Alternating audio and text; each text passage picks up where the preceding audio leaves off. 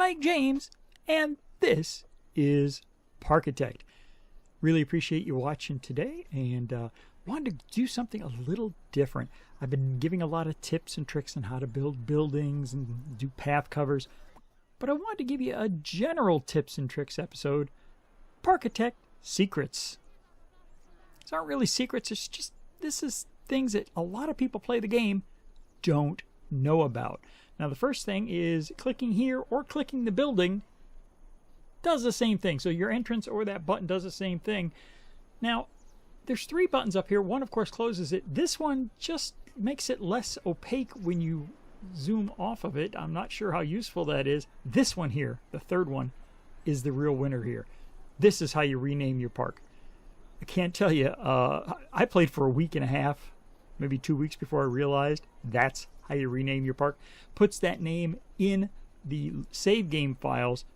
Just makes it a lot easier. These are the graphs for your money and who's making money. You can do it by shops or rides or other and overall, but right now they don't have the economic system in the game, so it's not that important, but it can help. Now, I did want to show you a couple neat tricks besides just how to name your park. I mean, that's a great one. But let's talk a little bit about this tool here. This little eyeglass tool. If you look down here under people, you can see who's happy. Yellow, not so happy. Green, very happy. Orange, pretty upset. And if you see somebody who's red, they're darn well ticked off. You can see most of my people are pretty happy. You can also do this for tiredness. Now, I have a lot of benches, so not too many tired people in my park, and that's important. If you see a lot of tired people, it means you need to put some benches in. Hunger, if they're hungry, do they want a burger or a hot dog or something? You can see I have several hungry people. There's lots of food stalls, but they're still hungry. The same thing goes with thirst, if they're looking for a drink. Toilet, who has to go to the bathroom? Now you look here, everybody looks pretty good, but there's a couple people. Look at this orange guy. He really has to go to the bathroom. He just came out of a building with a bathroom in it. What are you going to do? The AI is not finished yet. And nausea, I don't know if they have nausea enabled yet. I have never seen someone nauseous, even with some pretty wild rides. Trash, I know doesn't work. And I know this because I need some more janitors in this park. Because take a look-see at this trash can. And there's probably more than that. Ooh, I'm sorry. There's probably more than that. But that trash can is full, overfull, and full again. But it doesn't look like it's coming up on the trash overlay. That should be red or flashing red. Or maybe a light should come out of the top of my monitor. Because that's pretty bad. So there's some other buttons here I wanted to get into. Now the grid button just puts a grid overlay down. There's always really a grid there, it's just you can't always see it. Now some objects, if you hold down the Alt key, will show you the grid. Things like walls, however, don't. They just automatically snap to the grid. You don't have to hold any buttons down. Let's pull up just a basic structural wall here. These are walls I never use because they're not recolorable. See how it just snaps to the grid? And of course you can hold the space bar down if you want to rotate it. But it's always going to snap to the grid. You cannot resize the grid on this because it always snaps to the 1 unit grid. Now if we go to something else, see the chimney? You can put it anywhere you want. Remember the problem I was having with chimneys?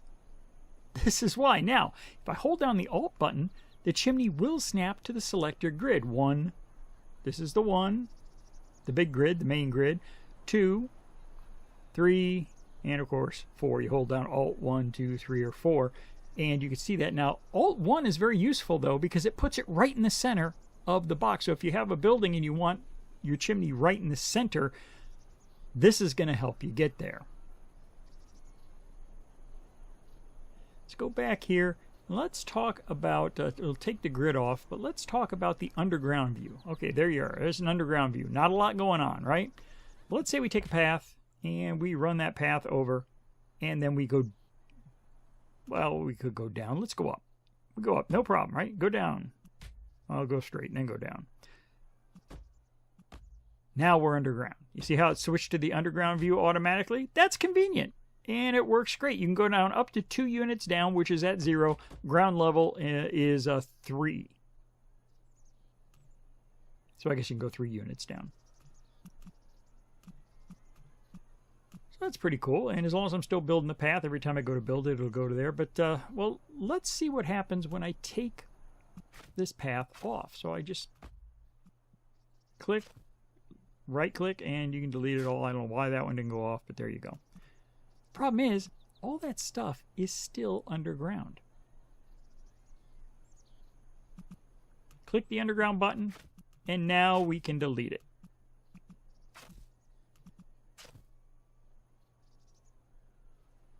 That can help with processing power, frame rate, and also if you have anything you want to cross under it. And there was something old underground. Here's some stuff I was messing with. This is a work in progress park. I've been playing around with some ideas, and so I'll just delete all this just to get it out. It's annoying. It's bugging me. So now you know about that. You see this little spot of water over here. We're going to do something really neat with water towards the end of the video. Don't skip to the end of the video. We'll get to it. Don't worry. However, let's talk about the terrain editor. Now, it's very basic. You see it here. And if you ever have, there's a little bug where it doesn't work, and you just click off it, click back on it. And you can see you've got this little 1, 2, 3, and you make it 3, and you just click your mouse and drag. Click and drag, click and drag. And you can raise and lower terrain. You can even go down to just 0 units, and it makes a little point, like a pyramid almost. That's pretty neat looking. Now, let's say you want to make something big. It's still going to be big and flat, but you can go down or up. So here we go down. Now I want you to notice something. You see that water that was there already? It's still there, but only where it was. Here's a flattened terrain tool. What we can do with that is you just click and drag, and it'll just flatten out to the level of the terrain you started at. Now, if you start on a hill, it's going to make a big flat hill. But you notice that water is just a 2-dimensional representation. It's not any kind of living water. It doesn't have a physical simulation like games like City Skylines. It is just something, you put it there, the computer notes it and categorizes it. This is water. Got something really neat to show you later. Do not fast forward. Watch the video. You need to learn. If you want to fast forward, I guess you can, but I prefer you didn't. So there I took the water off, and you see it says hold shift click to raise order. You can just move your mouse up and down, and it puts the water in there. These are the terrain textures. You don't have to put them in a hole. You can put them anywhere on any terrain. You notice it does a full square, though. Even if the square is only half down or whatever, you get the full square. Now you just click the water, and if it doesn't work, it's because of the bug. You click off, click back on, click the water. Pre-alpha 7, it's awesome. And just raise and lower it. I'm not holding anything, I'm just moving the mouse. Click it, there's your water gain. You can still see this texture underneath it. It's pretty cool. Now, did you notice this trapezoid here? Most people don't. So, right now, bug. And I have a lot of mods installed, so I don't blame anybody. So I pull it up, and you notice I get nice hills. Click that, and it turns into a little box instead of a trapezoid. And watch what happens when I pull up now. No matter what size you make it, it just makes squares, triangles, or squares, rectangles, whatever you want to call them. It's going to make squares because it's squares, but it just makes completely sheared edges. Now, something else you can do. You can delete using the squares instead of the trapezoid that it defaults to. And look, it just cleaves right through it. It's the Ginsu knife of modding. Cleaves right through it, leaves a straight edge instead of the more gentle edge you normally get. Let me go ahead and show you here. I'll raise a hill up. And so if we do the regular, see how it's got the smoother edges? They're at 45-degree angles. But if we make it into the little square again, we get the Ginsu knife. Cuts right through. No muss, no fuss. Look, I can even cut terrain, and it'll still slice a tomato. That's what they tell me. So that's important. Play around with it, but don't forget about that little trapezoid or square. It's what a lot of people forget about. Here are your workers. You have janitors. They do cleanup duty on the paths and take out the garbage. Allegedly. Apparently, we need more janitors in that building. You'll notice out here at the front, there is the garbage. They bring the garbage from the park out. The workers take those crates and bring them in. They bring them into your shops. Your shops cannot operate without stock, unlike a lot of other roller coaster games. This one actually includes stock. So we're going to put down a candy store here, and you notice it's shuttered. It's not open. Most games, it opens up right away. Not in this game. If you look here, Shopkeeper Brian Thompson. Shopkeeper Brian Thompson is going to be heading to this candy store. And you can tell where he's going because it says that's where he's going. You notice there's a worker Christian Spencer, is delivering candy to Candy because the store is currently named Candy. That's a little redundant. Let's click here. Just like naming your park, you can name your rides and buildings using that same button. And let's call this Gummy Bears. And I don't know why that's capital U. We'll have to fix that. Now, the worker is delivering candy to Gummy Bears. Awesome.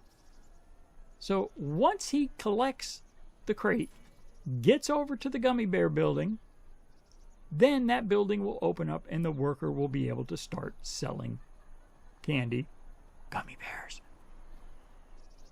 The one issue with this is because all the crates are out here at the front of the park, if you put shops too far into the park, it takes forever for new stock to get to them. It's something I've asked the developers to look into, maybe putting a place where you could do a storage room in the middle of the park.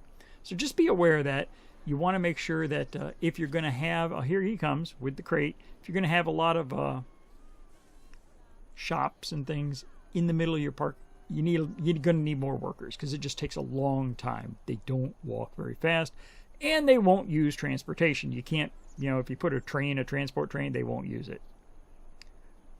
They also won't buy from shops if they get hungry or thirsty.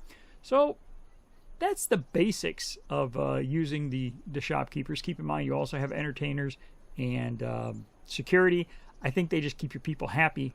But look at this. These are your zones. Now, you see it's in this same tab as your terrain. We have Zone 1. And I'm going to name this the Mike James Zone. Why not? Sounds like a good zone name to me.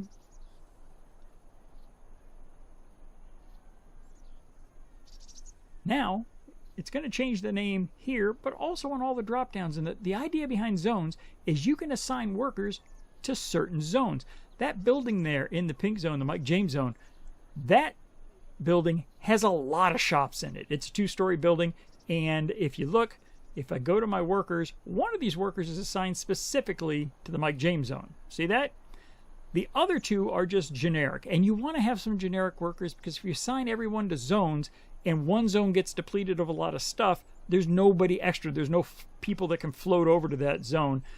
Zone assignments are great, just don't overdo it. Make sure you have some floaters, especially for things like mechanics. If you have rides on one side of the park and rides on the other, and a bunch break down in one side of the park just by chance, the mechanics that are assigned to the other zone won't even try to fix it. Be aware of that. See, you can expand a zone by clicking inside of it and dragging. You can also just make a new zone by clicking somewhere where there isn't a zone and dragging. You can recolor it. They seem to all default to the same color. You just click on the zone, click on the color, just pick whatever color you want, and there, you've recolored it. You rename them, you recolor them. Very simple, easy thing to do. And you don't want to look at this all the time, certainly, but it's a great way to keep track of your different areas of your park, because if you have an area of your park that's not getting enough attention from your workers, that's how you do it. Now, this is especially helpful, I think, with the entertainers. if you want an entertainer always in front of a certain area, maybe a certain ride, you want to go ahead and make the most important in your park, or exhibit that ride more. The entertainer, you can assign him to his own right in front of that ride. They'll stay right there. It'll be great. Let you spotlight that ride. If you look, you click here, and it tells you what everybody's doing. A lot of times people are just wandering around, but if they're doing something active, it'll show you what they're doing. I'm a little bit upset that my janitors aren't currently taking out the trash. Yeah, it's pre-alpha 7A, so I guess we're still working on the AI.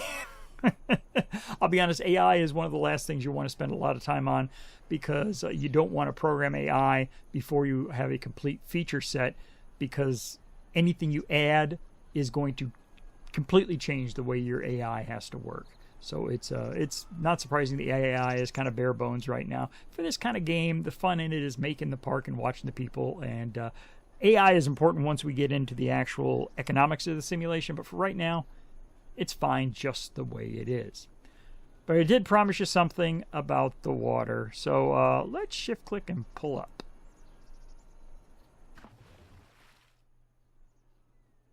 Somebody call Noah, because we need an ark. Now, don't worry, my peeps will be fine. They all float to the top, and they don't look very happy, but they'll be fine. I am not going to traumatize my peeps. They'll never know. I will reload the save before I did this, and it'll be fine. Let's hope we're all not living in a Matrix simulation. Wouldn't that be weird if we were all living in a Matrix simulation of, some 12-year-old alien, in another galaxy, and that's why all this weird stuff. That's weird. The reason I did this at the end, you'll notice that we get a little blinky blue, and it tends to happen a lot. But those are my best tricks and tips for Parkitect. Let me know what you think. Put a comment down in the bottom. Send me an email, mikethinks@gmail.com. Click that thumbs up button. I do appreciate it. It helps the channel out a lot. And if you like my content, be sure to subscribe. I appreciate each and every one of you. Thank you so much for watching, and I hope you have a good one.